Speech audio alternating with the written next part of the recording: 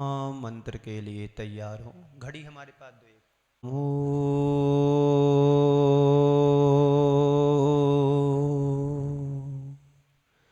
अरिहन्ताणं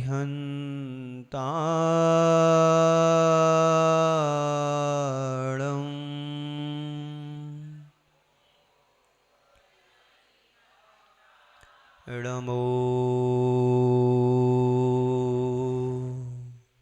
सिद्धाणं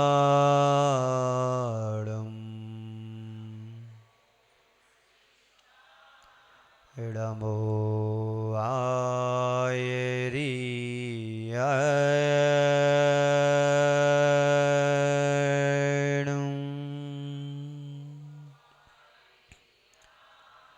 नमो वज्रायाणं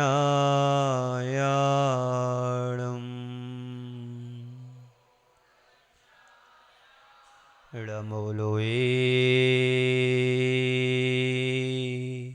सर्वेसाहुणं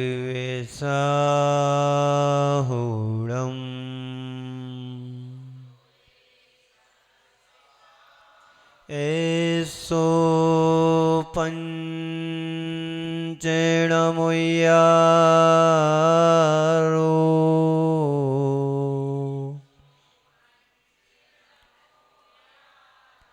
सर्वपावपणासिनो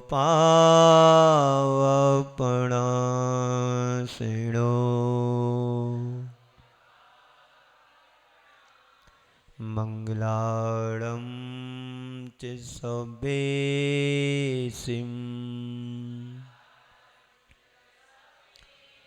परवं होई मंगलम् रहे सदा सत्संग उन्हीं ध्यान उन्हीं का नेत रहे उन्हीं जैसी चर्या में यह चित्त सदा अनुरक्त रहे चित्त सदा अनुरक्त रहे। पंच परमेष्टि भगवान की, भगवान महावीर स्वामी की, अहिंसा परमो धर्म की, परम पूज आचार्य गुरुवर श्री विद्यासागर जी समय सागर जी महाराज की, परम पूज मुनि श्री सुधा सागर जी महाराज, बोली मुनि श्री अरह सागर जी महाराज की, बोली समस्त आचार्य संघ की। हमारा जीवन विषमताओं से भरा हुआ है। हमारे जीवन में कहीं पर भी एक रूपता दिखाई नहीं देती है। हम सब बाहर से एक दिखाई जरूर देते हैं, लेकिन अंदर से हम दृष्टिपात करते हैं तो कोई ना कोई हमारे जीवन में विषमता दिखाई देती है।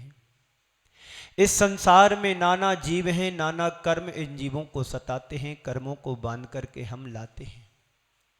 एक कर्म किसी और के नहीं है, हमारे अपने स्वयं के कर्म हैं। जो हमने बीज बोया था वही बीज फसल के रूप में हम सबको प्राप्त होगा। कल हमने आपके सामने एक प्रश्न खड़ा किया था कि इस संसार में हमें जो कुछ भी मिला है क्यों मिला। हमें इस संसार में जो कुछ भी मिला है तो क्यों मिला। ओम। आपको खड़े रहना है, क्या कर रहे तुम, कट करो पूरा। ओम ओम। इनको एक स्टूल दे दो।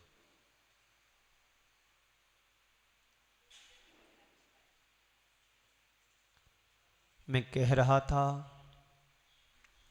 हमारा जीवन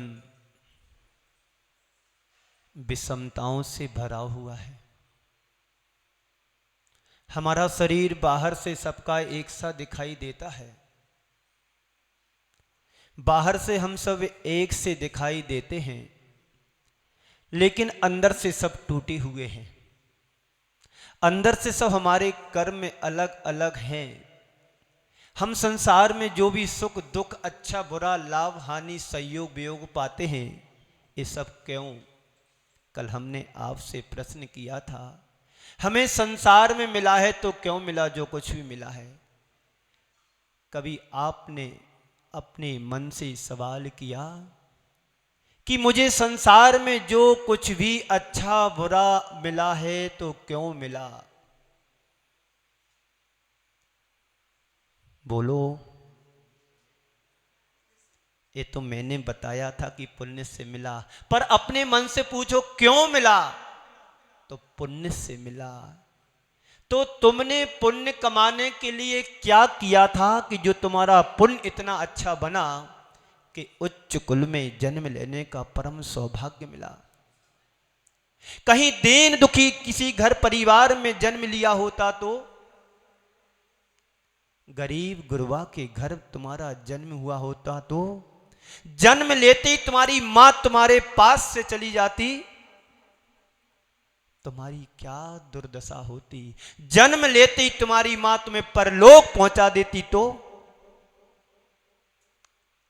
होता है लोगों के साथ ऐसा।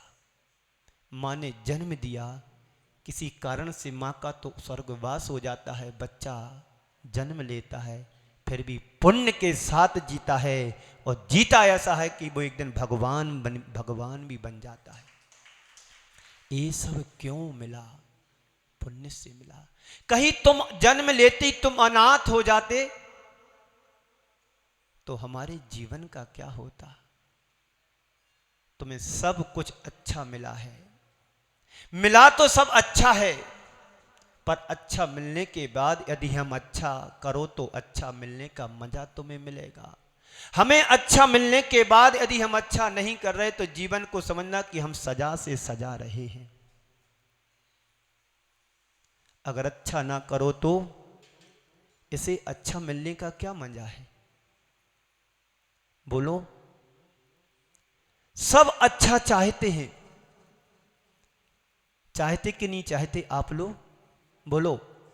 आप कभी ये चाहते कि मेरा सिर में दर्द हो? बोलो। आप ये चाहते हो कि मेरी आंखें मेरे पास ना हो? आप ये चाहते हो कि मेरा पैर फ्रैक्चर हो जाए?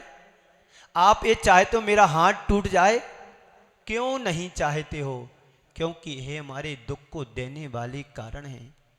जिस दिन तुम्हें ये समझ में आ जाएगा ये मेरे दुख के कारण हैं, उस दिन तुम उस चीज से बचने का पुरुषार्थ करना शुरू कर देते हो। आप यदि गाड़ी चला रहे हैं और गाड़ी चलाते समय यदि आप सावधान नहीं रहोगे तो क्या होगा? गाड़ी का एक्सीडेंट हो जाएगा, तुम्हें गड्ढे में गिरा देगी। पर संत कहते हैं तुम्हें जीवन रूपी गाड़ी परमात्मा के द्वारा प्राप्त हुई है, और उस गाड़ी को तुम ठीक ड्राइविंग नहीं करोगे तो तुम्हारी गाड़ी कहां जाएगी? बोलो अध्यक्ष जी।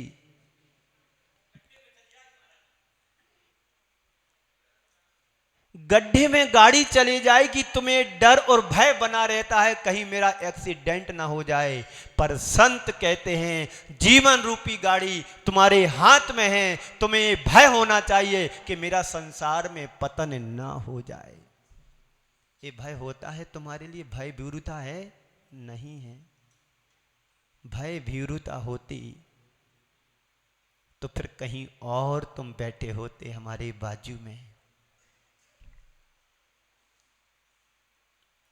जो संसार पतन के कारण उन विकल्प जालों को छोड़, संसार में जितने भी कारण हैं सब संसार को बढ़ाने वाले हैं, और संसार में जितने भी कारण संसार को बढ़ाते हैं उनके प्रति तुम्हारा आत्मा में बोध जाग जाएगा। उस दिन से तुम उन कारणों से बचने का पुरुषार्थ करेंगे। हिसाब लगाओ, पुण्य से तुम्हें मिला है, किसके लिए मिला? पाप करने के लिए मिला है कि पुण्य को बढ़ाने के लिए मिला है? उत्तर मिलता है पुण्य को बढ़ाने के लिए मिलता है। पर कर क्या रहे हो? पाप बढ़ाने के कार्य कर रहे हैं कि पुण्य को बढ़ाने के कार्य कर रहे हैं? मैं आपसे कहूं, 6 बजे उठ करके भगवान के दर्शन करने, अभिषेक करने, शांति धारा करने, पूजन करने, प्रवचन सुनने आप आइएगा। एक क्या कारण है? पुण्य को बढ़ाने के हेतु हैं। मेरी बात आपको या आप क्या जो इसको सुन रहे हैं उनको बुरा लग सकता है, लेकिन यथार्थ में देखा जाए, वास्तव में समझा जाए, पुण्य के कारण हमारे जीवन में कितने जुड़ पाते हैं। कितने क्षण हमारे जीवन में आते हैं जब हम पुण्य के काम करते हैं। पाप के जुड़ने वाले कारण हमारे जीवन में अनेक हो सकते होते हैं। 24 घंटे में हम कितना समय अपनी आत्मा की उन्नति के लिए निकालते हैं? बोलो। आप अपने जीवन का जीवन बीमा तो करा लेते हो, वो मिलता है मरने के बाद, और तुम्हें नहीं मिलेगा, तुम्हारे परिवार को मिलेगा, ये निश्चित है। क्यों? बात ऐसी है ना, मुझे ने कराया नहीं, जो कराया मुझे अपना मिलेगा। एक बार ऐसा हुआ, एक व्यक्ति ने जीवन बीमा कराया कि भविष्य में हमको पैसे मिलेंगे, बहुत सारे मिलेंगे, हमारा परिवार चलेगा, घर चलेगा। अचानक उसकी मौत हो जाती है। अब बताओ, जीवन बीमा तो उसने स्वयं के लिए कराया था और उसका उपभोग उनके बच्चे या परिवार को मिला करने का अवसर।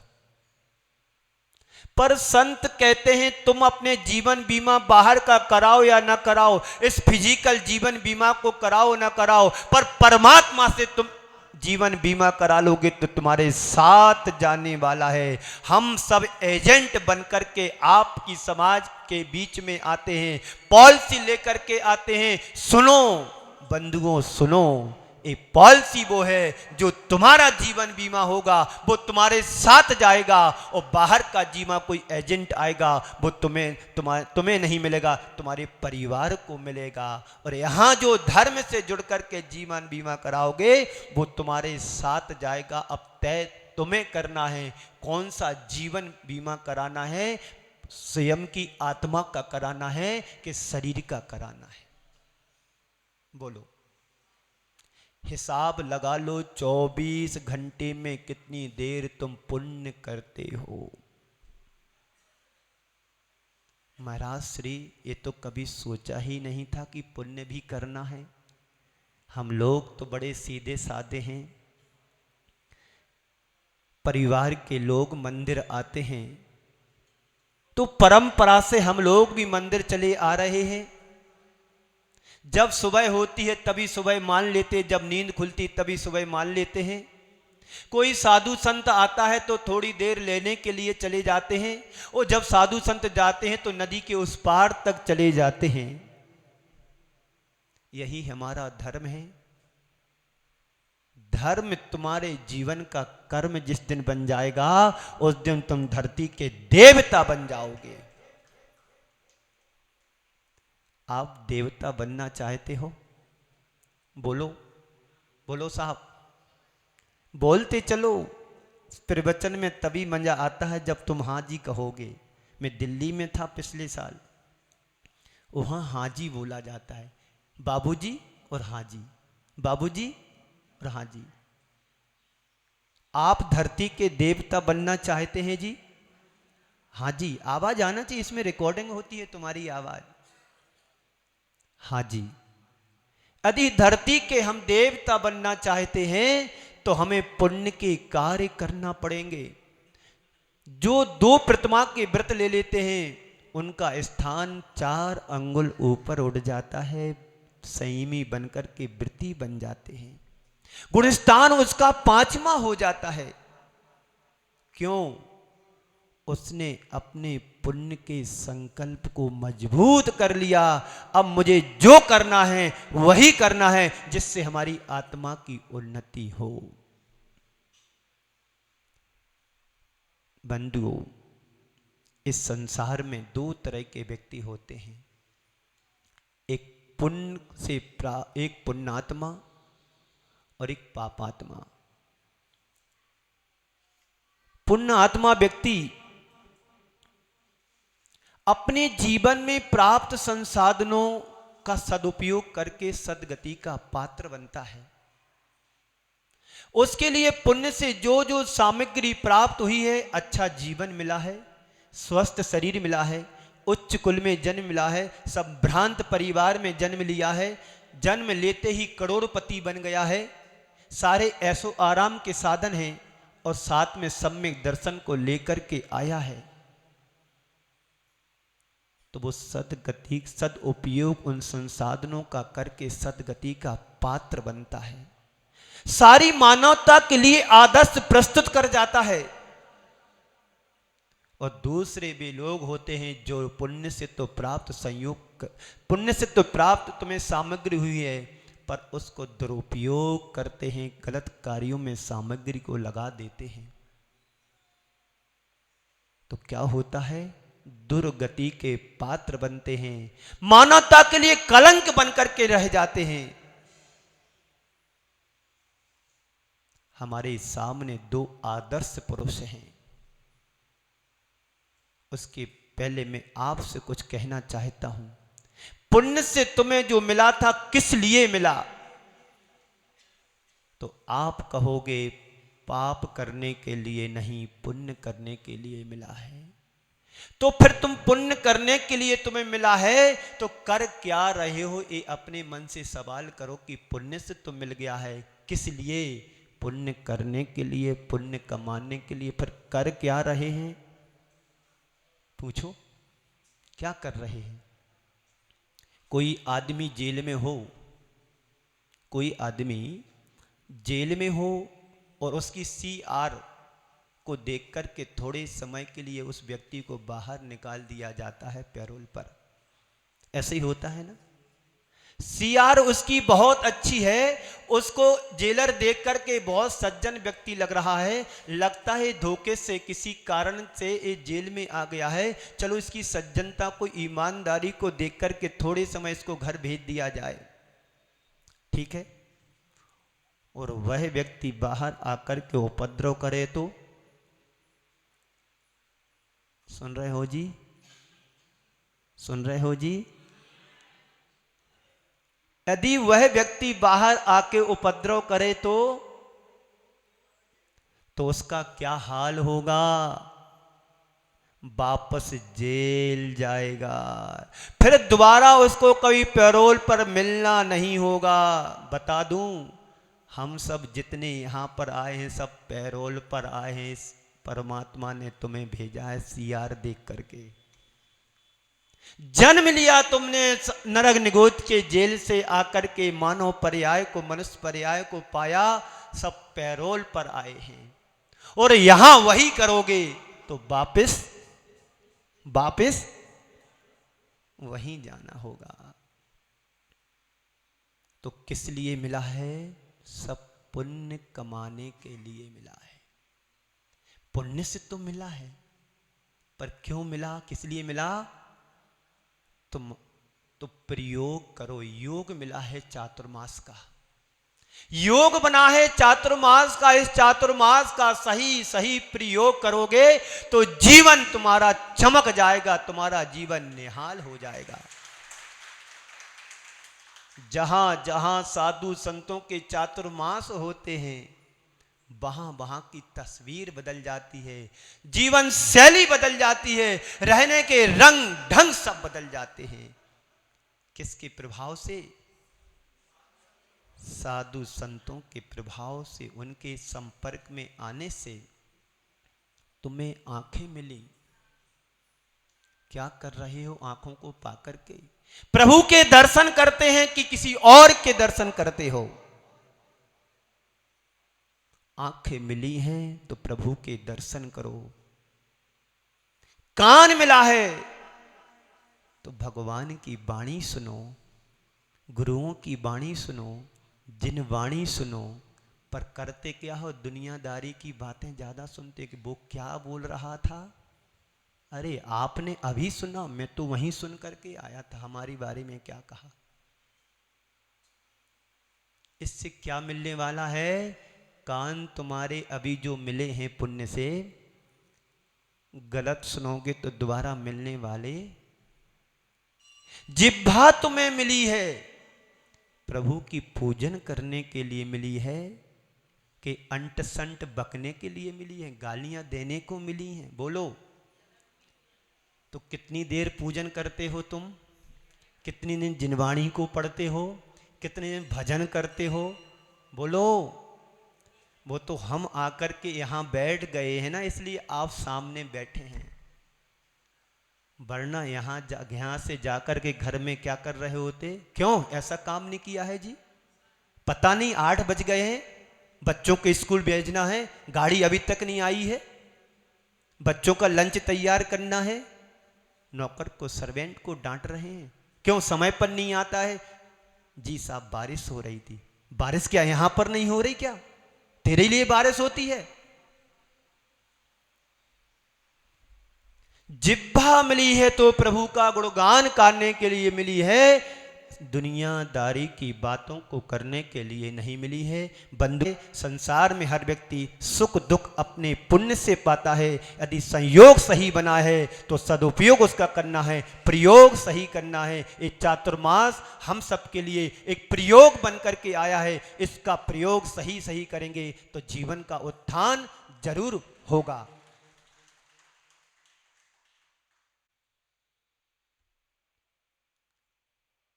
हम सब बड़े पुण्यशाली हैं, भाग्यशाली हैं। इसलिए पुण्यशाली भाग्यशाली हैं कि सब कुछ अच्छा अच्छा हमारे जीवन में आया है। अभी मैं कह रहा था कि जो कुछ भी मिला है पुण्य से मिला है, पुण्य करने के लिए मिला है।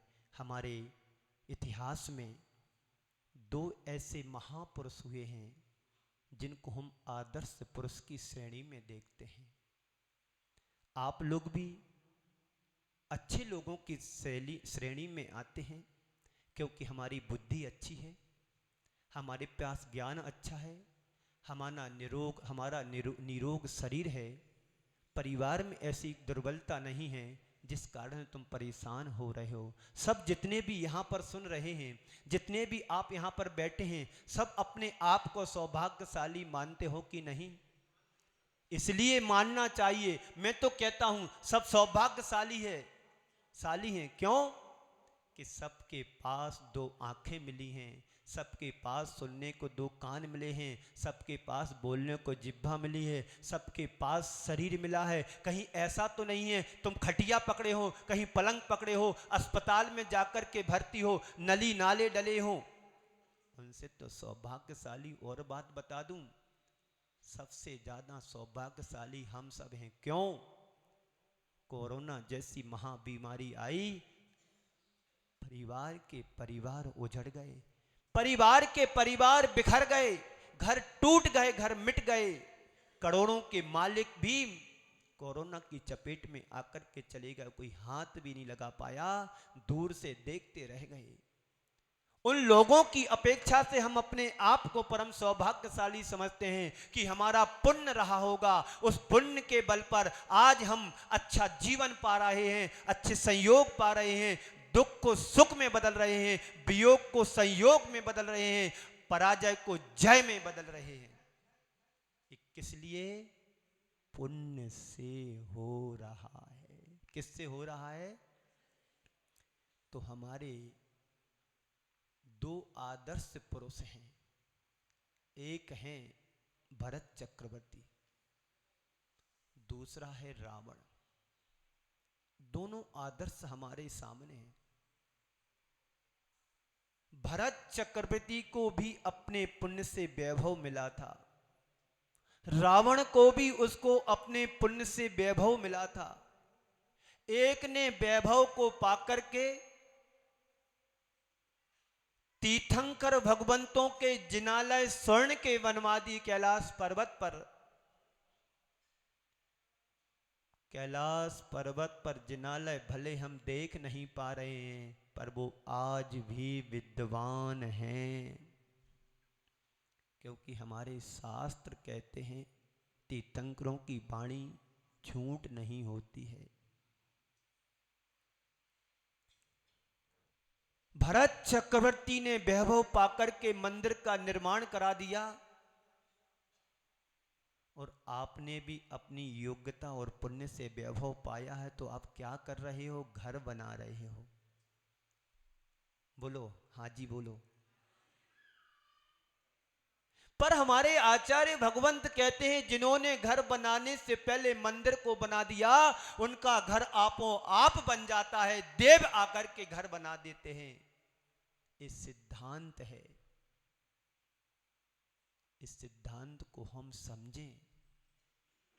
इस सिद्धांत को कब समझेंगे? जब पुण्य से सही बुद्धि को सही दिशा में चलाओगे और अपनी बुद्धि का दुरुपयोग करोगे, तो जीवन भी विनाश की ओर, पतन की ओर चला जाएगा। तो भरत चक्रवर्ती ने क्या किया? अपने वैभव का सदुपयोग किया। और सदुपयोग ऐसा नहीं किया कि अपने बड़े बड़े उसको तो पुण्य से सारी चीजें मिलती ही हैं। भरत चक्रवर्ती का जितने भी चक्रवर्ती होते 6 खंड के अधिपति होते हैं। हमारे पास तो एक ईंट के बराबर खंड नहीं है। भारत देशे आर्य खंडे, आर्य खंड में 6 खंड होते, उन 6 खंडों को जीत करके अपने आप को चक्रवर्ती घोषित करता है।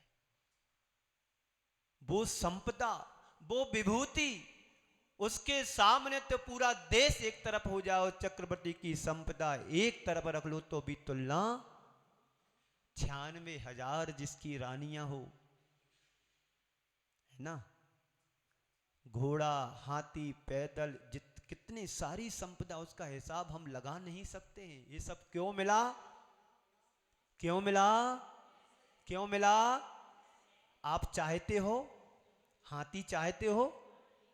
घोड़ा चाहते हो? रथ चाहते हो? जीवन अजर अमर बनाना चाहते हो क्या? आवाज नहीं आ रही। हाँ, वही बोलेगा जिसको पीड़ा है संसार से कि हे भगवान मैं संसार से कैसे पार हूं। एक दिन प्रश्न आया था, जीने की हो ना वांछा, मरने की हो ना इच्छा। ये कौन सोच सकता है बात को? सम्यक दृष्टि ही सोच सकता कि हे प्रभु अब मुझे संसार में जीना नहीं है। हे प्रभु अब मुझे संसार में कोई इच्छाएं शेष नहीं रही हैं। अब इस संसार से मुझे जल्दी से जल्दी पार कराओ, उस ओर ले चलो जहां जन्म और मरण का कोई काम ना हो। अभी मेरे साथ शरीर है ना, आपके पास भी शरीर है। इस शरीर का जन्म मरण होता रहता, प्रतिपल हमारा मरण हो रहा है, वो जन्म हो रहा है। 2 प्रकार का मरण होता है। एक तो मरण वो होता है कि तुम बिल्कुल से चले गए, और दूसरा मरण वो है कि हम एक एक श्वास को लेते हैं छोड़ते, वो भी हमारा मरण है। एक श्वास को लिया जन्म हो गया, एक सांस को छोड़ा हमारा, और बीच में कनेक्शन चला जाए लाइट जैसा, तो सांस बाहर की बाहर और अंदर की, बोलो जी, ये मरण है कि नहीं? पक्का मरण है। पर संत कहते हो अनादि काल से हम यही करते आ रहे, जन्म मरण जन्म मरण जन्म मरण, लेकिन फिर भी इससे छुटकारा क्यों नहीं पा रहे हो? तो भरत चक्रवर्ती ने वैभव को पाकर के उसने मंदिर का निर्माण करा दिया और स्वयं मोक्ष मार्गी बनकर के अपनी आत्मा का कल्याण कर गया। दूसरी तरफ हम देखते हैं तो रावण ने वैभव पाया, उसने उस वैभव का सदुपयोग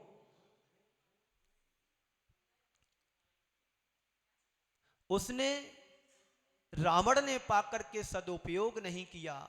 क्या किया? दुरुपयोग किया। सोने की लंका बना दी,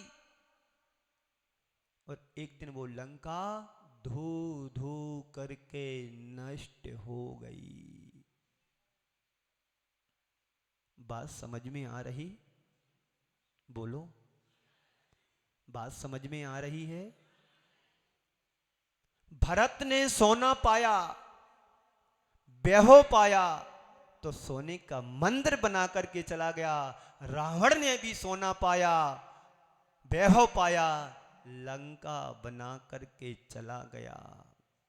एक का वैभव आज भी अजर अमर अविनाशी बनकर के खड़ा है और एक का वैभव धराशायी हो गया है। एक दूसरा उदाहरण आपके सामने प्रस्तुत करता हूं, सेम टू सेम। एक क्यों कर रहा हूं? आपको जगाने के लिए। क्यों कर रहे हैं हम? अपने पुण्य की सराहना करो कि हे प्रभु, तुम्हारी परम कृपा से मुझे जीवन मिला, मैं सब कुछ पा गया हूं। कहीं मैं नाली का कीड़ा बन गया होता तो, कभी जंगल का मैं शेर बन गया होता तो क्या अपने से नेवल पशुओं को मार मार करके खाता रहता? कल्पना करो, ये जीवन मिला है तो क्यों मिला है? और पुण्य से मिला है तो किस लिए मिला है? पुण्य करने के लिए कि दुरुपयोग करने के लिए पुण्य का? है पुण्य करने के लिए। सम्यक दृष्टि कहता है, पुण्य पाप फल माही, हरक बिलखो मत भाई। पुण्य और पाप, तुम्हें ये दोनों चीजें मिली, इसमें हर्ष विषाद नहीं करना है। ये सब पुद्गल की पर्याय हैं। आज तुम्हारे जीवन में सुख आया है तो पुण्य चल रहा है, और एक दिन तुम्हारे जीवन दुख आएगा तो पाप की छाया बनकर के आ जाता है। भरत के नाम से ही तो भारत पड़ा है, ऐसा ही है ना? एक उदाहरण हमारे लिए पर्याप्त है। मैं दूसरा उदाहरण ये बता रहा हूं। आप सब जबलपुर गए होंगे, नाम भी तो सुना होगा ना जबलपुर का। जबलपुर में दो चीजें आपने देखी होंगी, सुना भी होगा गुरु मुख से, प्रवचनों में गुरुओं के द्वारा। एक ने अपनी चंचला लक्ष्मी का सदुपयोग करके प्रसन्नहारी की मड़िया जी बना दी, जो मड़िया आज तीर्थ के रूप में चर्चित है। याद आ रही बात? एक बुढ़िया ने चक्की पीस पीस करके अपने एक एक पैसे को जोड़ करके भगवान का मंदिर छोटा सा बनाया था, और वह मंदिर तीर्थ के रूप में प्रसिद्ध हो गया। वहीं पर एक विशाल राजा रहता था, जिसने लाखा भवन बनवाया था। नाम सुना? लाखी भवन है ना।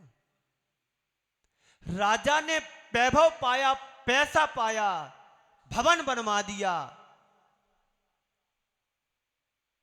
और पाप कर्म का जब उदय आया, भवन खंडहर में बदल गया और मड़िया क्षेत्र में बदल गई। पुण्य पाप फल माही, हरक बिलखो मत भाई। हे भगवान, हे भव्य जीवों, पुण्य और पाप में हमें हर्ष और विषाद नहीं करना है। पुण्य के योग से मिला है, ज्यादा फूलना नहीं है। अभी एक वृद्ध मां मेरे पास आई, महाराज श्री हमें कबू बीमारी नहीं आई, तो पुण्य तुम्हारा अच्छा है। मैं प्रभु से प्रार्थना करता हूं कि हे प्रभु, उनकी काया अंत तक ऐसी ही बनी रहे, किसी से एक गिलास पानी मांगने की नौबत ना आए, किसी से दवाई मंगाने की नौबत ना आए। क्यों? ये सब पुण्य से मिलता है। जो व्यक्ति अपने संसाधनों का सदुपयोग करता है वह अजर अमर हो जाता है, और जो अपने संसाधनों का दुरुपयोग करता है वह बर्बाद हो जाता है। तय तुम्हें करना है कि हमें क्या करना है। क्यों अध्यक्ष साहब? तुमने अपने पुण्य से वैभव पाया है, सद्बुद्धि पाई है, अच्छा शरीर पाया है, सब कुछ तुमने अच्छा पाया। अब चातुर्मास में उसका प्रयोग करना है। दुरुपयोग तो तुमने 60 साल में बहुत कर दिया, अब चातुर्मास में उस द्रव्य का सदुपयोग कर लेना। आने वाले दिनों में 27 और 28 को यहां पर समाज की संयोजना से भव्य कार्यक्रम करना है, कलश स्थापना का। करना है कि नहीं? मैंने तो बोल दिया धोखे से।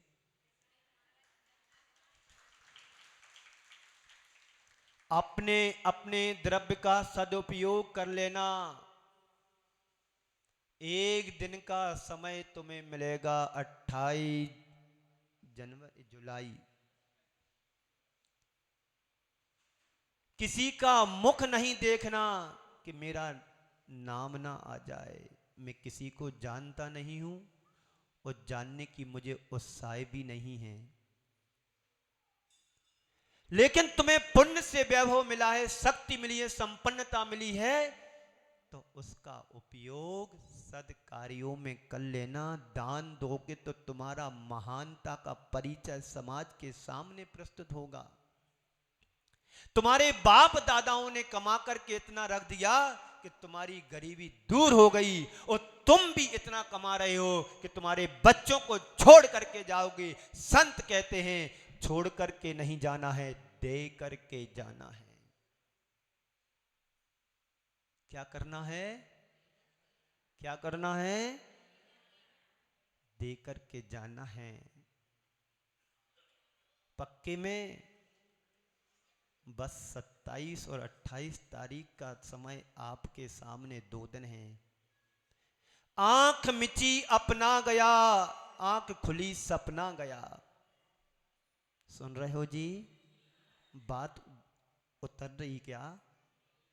महाराज दान की बात मत करना और बाकी सब बोलते जाना स्वीकार है, पर हमारे आचार्यों ने कहा है दान दे मन हर्ष विशेष से। दान देने का जब अवसर आए तो अवसर की तलाश करो कि मुझे मेरा दान कहां सही जगह लगना है। उत्साह और उमंग तुम्हारे दिल में छा जाना चाहिए, चेहरे की प्रसन्नता बनते नहीं बनना चाहिए। ये दान देने का भाव है। ऐसा मन में होता है कभी? ईमानदारी से बोलना कि जब कभी अवसर आए दान देने का, खुशी अंदर होती है? खुशी तो होती है जब शादी होने का नंबर आता है। खुशी तो होती जब शादी होने का नंबर आता है। खुशी तो होती जब कोई दावत में जाना होता है। खुशी तो जब होती किसी फंक्शन में जाना होता है। कभी एक खुशी ऐसी हुई कि चलो महाराज श्री का चातुर्मास शुरू हो रहा है, डेली प्रवचन में जाएं, डेली अभिषेक पूजन करें, डेली पुजारी बनकर के भक्ति पूजन पाठ करें। यदि तुम्हारे अंदर एक खुशी आती कि चलो मैं डेली भगवान का अभिषेक पूजन पाठ और प्रवचन सुनूंगा, तो समझ लेना कि हमारे अंदर सम्यक दर्शन का प्रादुर्भाव हो गया है। और इससे विपरीत खाने पीने मौज मस्ती में यदि तुमको आनंद और मजा आ रहा है, समझ लो हमारी दुर्गति के पात्र बनने की तैयारियां चल रही हैं। तय तुम्हें करना है कि सदगति के पात्र बनना है कि दुर्गति के पात्र बनने की तैयारियां करना है। अब तय तुम्हें करना, मैंने तो बोल दिया।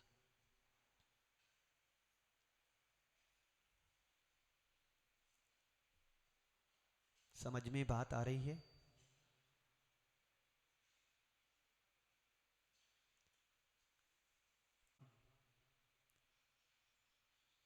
बड़े बड़े लोग होते हैं, अपने द्रव्य का दुरुपयोग भी करके चले जाते हैं, सुरास इंद्रियों में पैसा बहा देते हैं पानी की तरह। और कुछ लोग बिरले होते हैं, दुनिया में वैभव पाने के बाद मंदिर और जिनालयों को बना करके पुण्य कमा लेते हैं। एक हमारी जैन समाज के भामाशाह हुए हैं, उन्होंने जगह जगह जाकर के शांतिनाथ भगवान की मूर्ति की स्थापना कराई। उस जमाने में एक झगड़ू साय हुए हैं गुजरात के, जब भारत में अकाल पड़ा था उनके कोठों में अनाज भरा था। गुजरात के राजा ने कहा कि अकाल पीड़ित मानवता के लिए मुझे आपसे उधार अनाज चाहिए।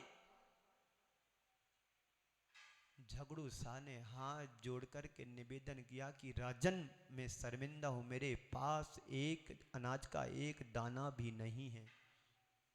अरे मैंने सुना कि सारे के सारे कोठे तुम्हारे अनाज से भरे पड़े हैं और आप कह रहे कि मेरे पास एक दाना भी अनाज का हमारे पास नहीं है। राजन, मैं झूठ नहीं बोलता हूं, आप चलें तो मेरे कोठे देख लो, मेरे पास एक दाना भी अनाज का नहीं है। राजा को विश्वास नहीं हुआ। राजा गया। झगड़ू शाह जैन था। सारी कोठों पे ताम्र पत्र पे लिखा था, ए पीड़ित मानवता के लिए मैंने दे दिया है। किसके लिए? पीड़ित मानवता के लिए मैंने त्याग दे दिया, दान दे दिया, मेरा कोई अधिकार इस पर राइट नहीं है। वह राजा झगड़ू शाह के चरणों में गिर पड़ता है।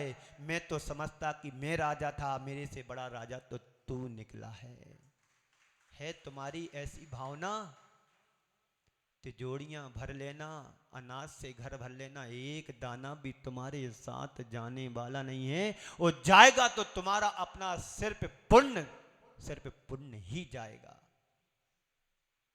28 तारीख को कलश स्थापना का दिन है। बढ़ चढ़ कर के ये दान का अवसर तुम्हें बुला रहा है।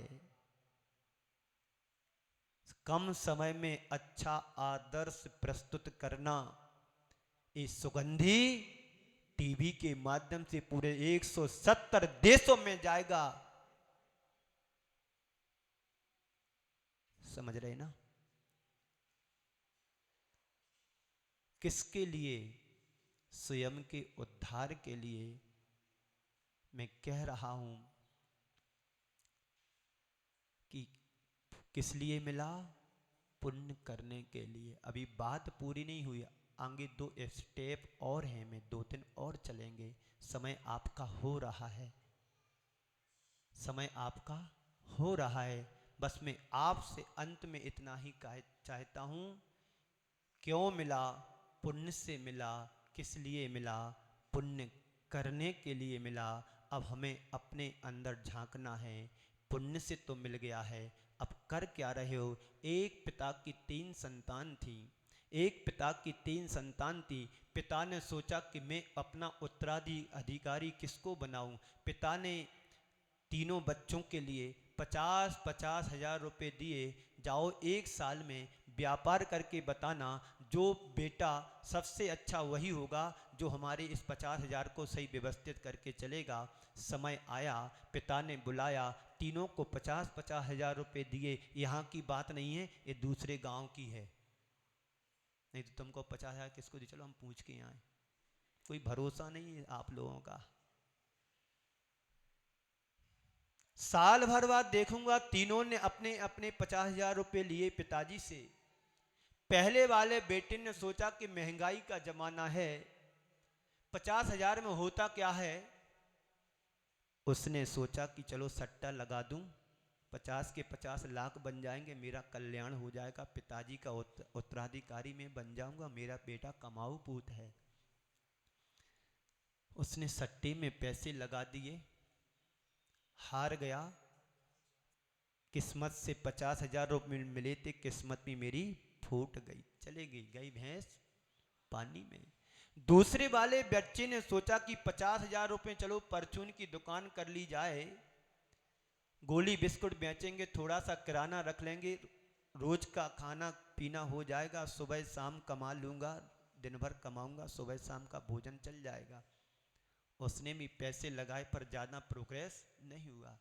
तीसरे वाला बेटा जरा समझदार था, उसने 50 हजार रुपये तो अपने घर में तिजोरी में रखे और जो नगर में बहुत अच्छी दुकान थी उस पर जाकर के उसने 3 महीने नौकरी की। वहां जाकर के हुनर सीखा, व्यापार करना सीखा, कैसे लोगों से लेन देन करना पड़ता है, ये सब कला सीख करके आया। पैसे में हाथ नहीं लगाया, उसने अपना व्यवहार कमाया और पिताजी की गुडविल थी, उन दोनों के माध्यम से उसने लाखों रुपए का माल दुकान में भरा और दुकान ऐसे चलने लगी जैसे कोई करोड़पति बेटे की दुकान है।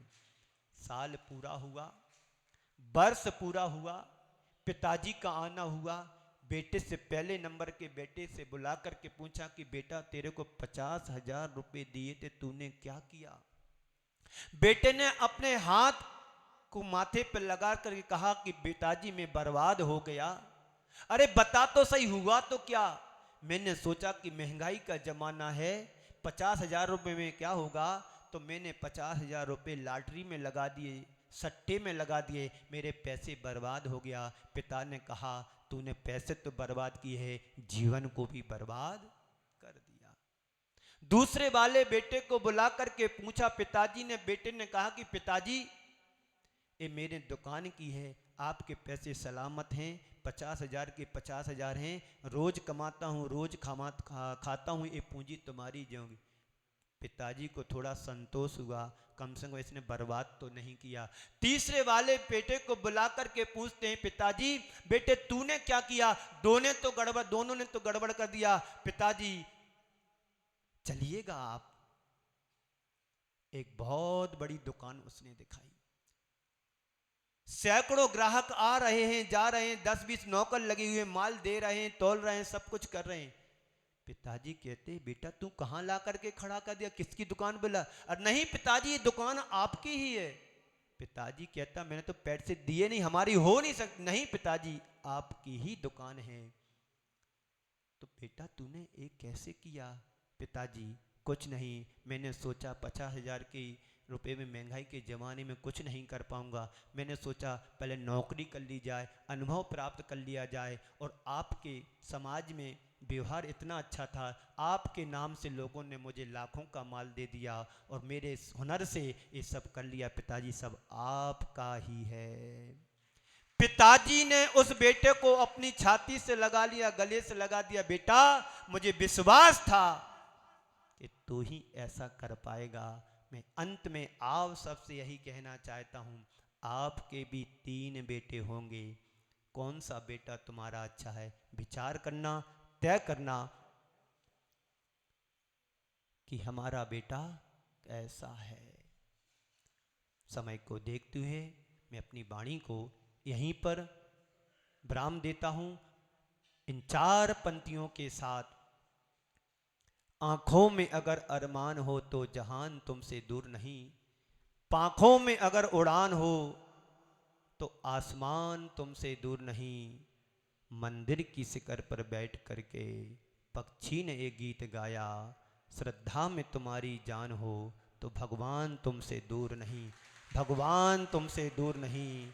इसी मंगल पुनीत भावना के साथ आप सभी को विराम देता हूँ। बोलिए परम पूज आचार्य गुरुवर श्री विद्यासागर जी महाराज की। बंधुओं आप सभी को पता है कि आने वाले 27 और 28 तारीख को, 27 तारीख को शांतिनाथ विधान संगीतमय यहाँ पर होगा। संगीतकार भी बुक हो गया है, भले आपने ना किया हो, किसी और ने कर दिया हो। और पंडित जी भी आज एक शाम को आ जाएंगे, कल दूसरे आ जाएंगे। बस आपकी तैयारी, आंतरिक तैयारी होना चाहिए।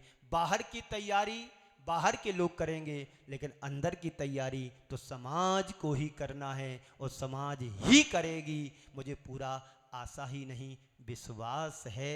सभी लोग अपने अपनी तैयारी अपने अपने घर में करना है, किसी के घर जाकर के तैयारी नहीं करना है।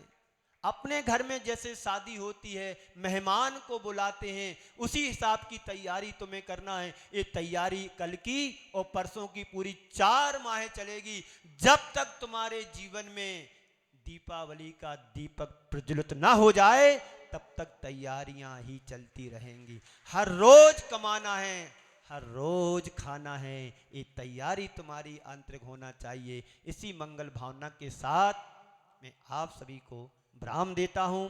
बोलिए परम पूज आचार्य गुरुवर श्री विद्यासागर जी महाराज की।